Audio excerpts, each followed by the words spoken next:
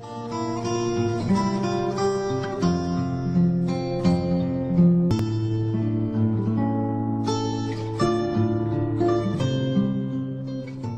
I'm Jan with Jan's Jewelry Supplies. Today we're going to be making this rhinestone clay bead. To make the bead, you need about 24 grams of two-part epoxy clay. That's 12 grams of the clay and 12 grams of the hardener. I'm just using an artist acrylic paint. You can use just about any kind of paint or anything that's going to color the clay.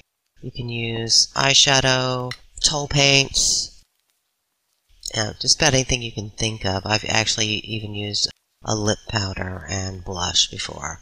What you use is going to determine the darkness of it, and you just want to work the color, whatever agent you're using to color it, you just want to work it into the clay portion. It is hard to get a really intense color. Generally what I do is if I want a really intense color, at the end I will pat the color into the clay when I have it ready to go. But I'm just going to use a light color. I'm using orange, and at the end this will actually be more peach.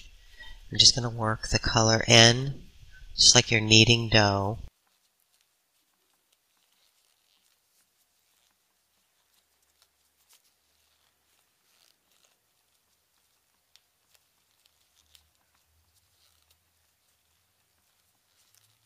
Now that I have the color worked in, I am going to add the hardening agent, which is the gray looking clay.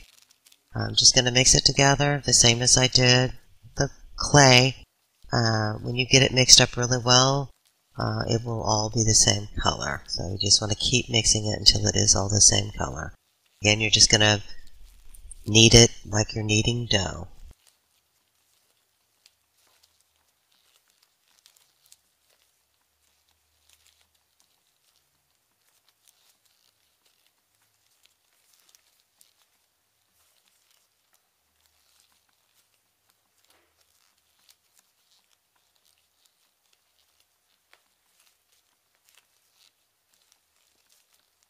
Now that I have the color mixed in, I'm just going to roll the clay around, and then I'm going to flatten it out and begin wrapping it around the bead.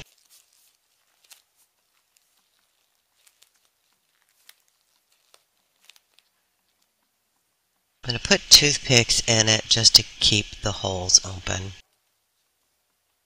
Just broke a toothpick in half, and I'm going to put half of it on each side, and I'm going to work my way around those toothpicks. I'm just basically going to smooth it out around the bead.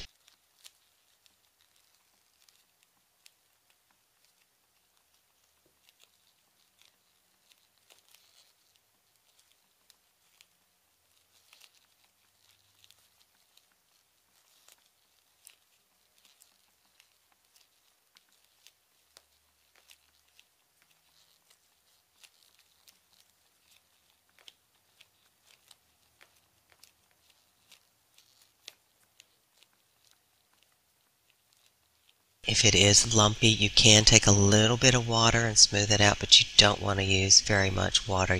You do not want your piece to be wet when you're adding the rhinestones, because if you do, then you're going to have a coating on top, a heavy coating on top of your rhinestones. It'll be hard to get off.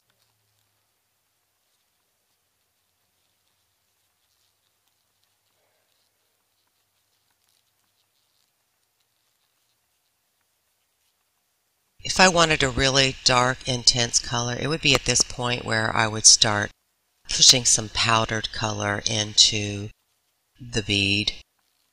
As I said, I wanted a light peach color, so I'm not going to add any color to this. But if you add some powder to it, the clay does act as a glue, and it will hold the color in. I'm going to go ahead and add some rhinestones to this. I've taken off my gloves because it's just easier to work with, and I don't really have to worry about it sticking to my fingers now.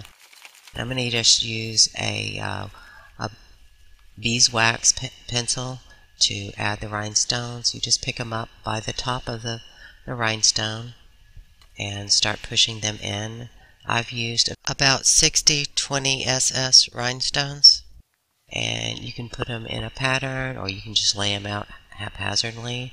I've just kind of gone with a spiral pattern and then gone back in and filled out basically any holes that were open.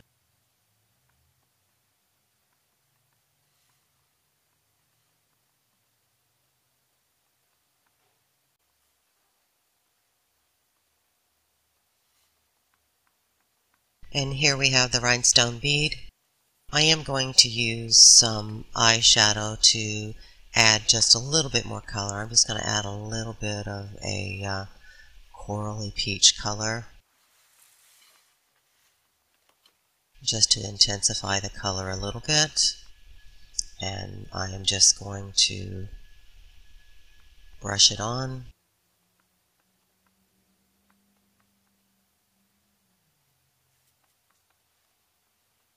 And the powder will stick to the bead.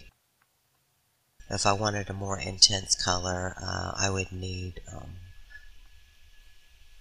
a color powder that is more intense than eyeshadow. Basically, that would be a powdered pigment that's specifically for clay.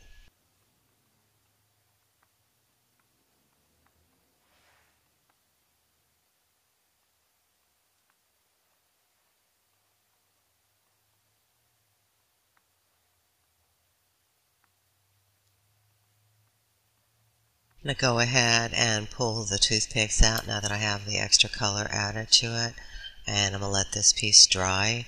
I will probably come back later and put this in a design with a necklace design with some peach colored pearls.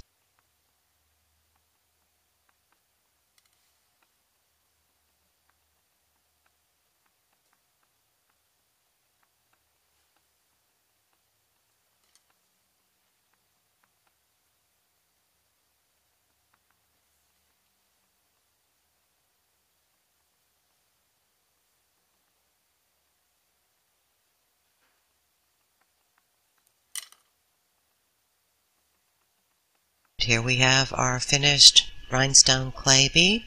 Thanks for watching. We'll see you next time.